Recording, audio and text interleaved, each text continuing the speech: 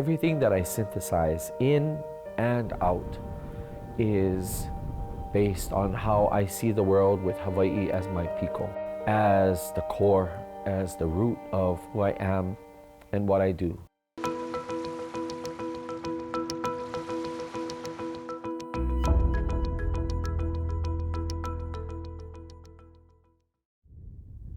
Hawaii is my mainland, and there is no other. I wrote Ku'uha'aheo e Ku'u Hawaii in 2007. There are 4 verses. And the first verse is talking about the predicament or the problem. Second verse speaks to the pleas, and it calls all of our kanaka to stand together and to unite as one. The third verse is the plan. What are we going to do? We have to be brave, we have to be diligent, we have to apply ourselves. And in the fourth verse is that we shall be successful, we shall be triumphant, we shall rise above the challenges. It became a vehicle of empowerment for people to sing, to make our hearts and our minds and our spirit stronger.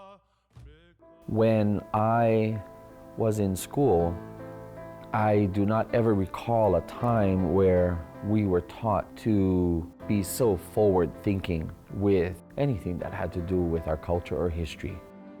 My people and my islands are dominated by the United States of America, and therefore we are subject to their political system, we are subject to their political machine, their mentality, their outlook, and my people are highly colonized by American values and ideals. We as Kanaka have the responsibility to see the value of what can we learn from our history and our stories, and how can we utilize it to be a beacon of light, to illuminate the pathway that we have to travel down. When I got to Kamehameha in the 7th grade, I was a very shy student. It took me a while to make friends and to find my place. I knew that I was different.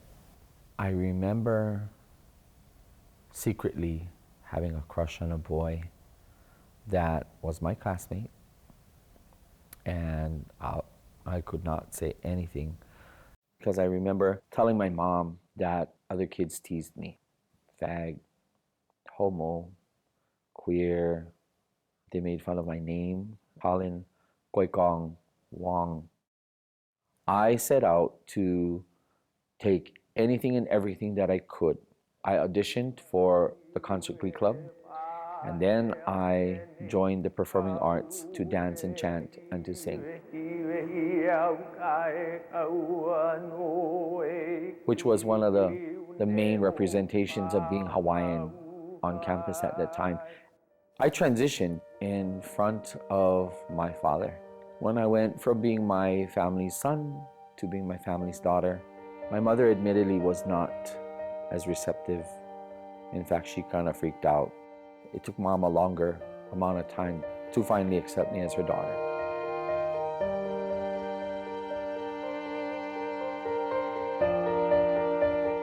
I make my films through the lens that is my Kanaka worldview. Tonga is the last remaining kingdom in the Pacific, and we're very proud of who we are. How will it elevate the status and the place of my people as the rightful people of these islands?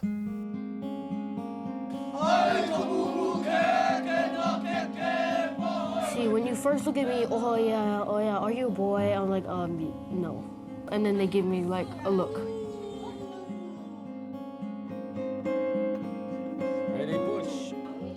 We should have a prominent place in our own home. I remember being approached to do Kumuhina.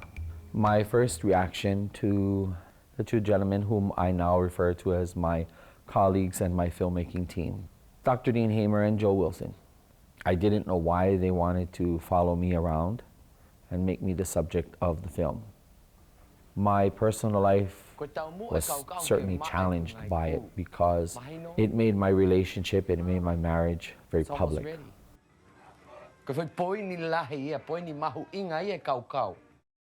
20 years ago, I was working at Keolamamo, the Native Hawaiian healthcare system. We taught out in the community about how to avoid acquiring HIV and other STDs.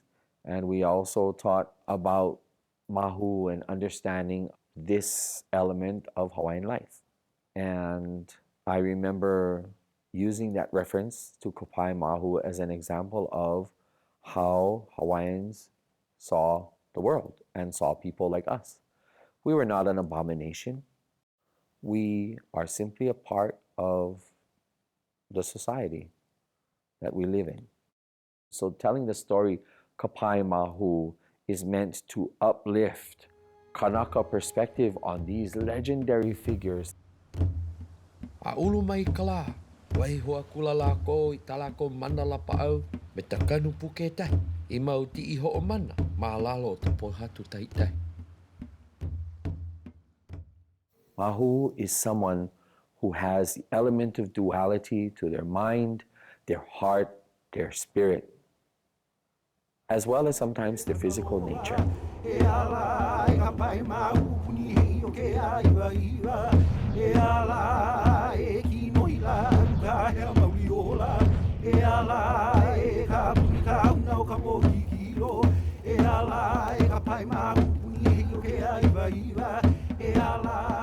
A hala no ho tai mahina, o ta haalele no ia o ka pai mahu ma, a ohe loa e ho I ho mai.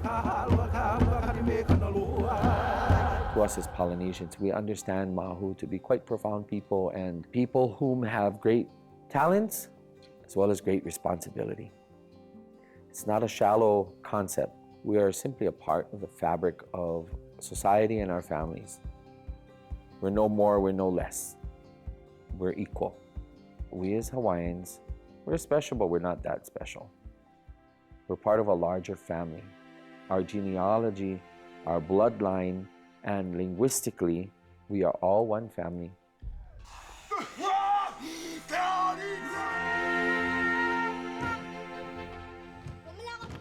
Filmmaking allows us the capacity to, in our own small way, influence the outcome that we strive for. There has to be something that we gain from whatever it is that we show. No matter how middle of the line that we might take it, there has to be something that we walk away from when we do our work as people in filmmaking. So for the wahine, for the women out there, and even for my brothers, the opposite in the Mahu world, the female to male, find your place in the world. Get out there, tell your story, bring your perspective, because that's truly how we learn, that's how we grow.